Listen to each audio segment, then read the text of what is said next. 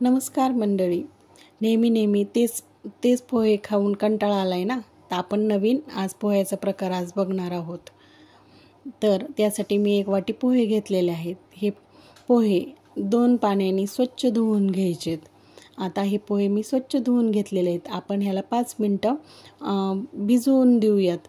आता 5 मिनटं झालेले आहेत. पोहे छान भिजलेले आहेत. आता आपण हे मिक्सरमध्ये ग्राइंड करण्यासाठी घातलेत. त्याबरोबर ज्या वाटीने पोहे घेतले होते त्याच वाटीने 1 वाटी मी रवा घेतलेला आहे. 1 छोटी वाटी भरून मी दही घेतलेलं आहे.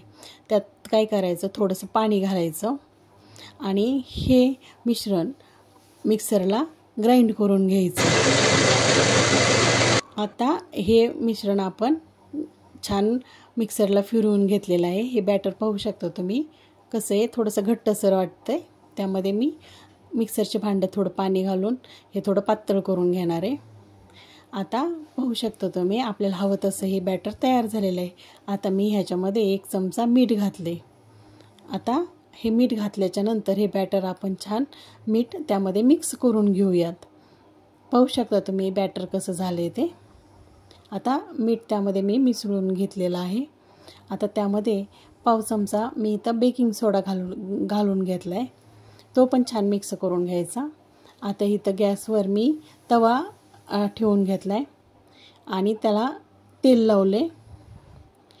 तेल छान पसरवून घेतले. आता त्यावर हे बॅटर पसरवून घ्यायचे. ह्या चमच्याच्या साहाय्यानेच हे बॅटर मी इथं पसरवून घेत आहे. आता त्या बॅटर पसरून झाल्याच्या नंतर त्यावर कांदा पेरून घ्यायचा आहे. बारीक चिरलेला हा कांदा आहे. बारीक चिरलेला कांदा त्याच्यावर घालायचा आहे. नंतर बारीक चिरून घेतलेली ढोबळी मिरची मी त्याच्यावर पेरून घेतली आहे.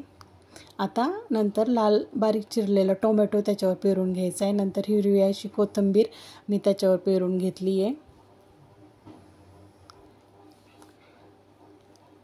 नंतर हिरव्या मिरचीचे तुकडे मी छोटे छोटे केले होते ते घातलेत त्याच्यावरती.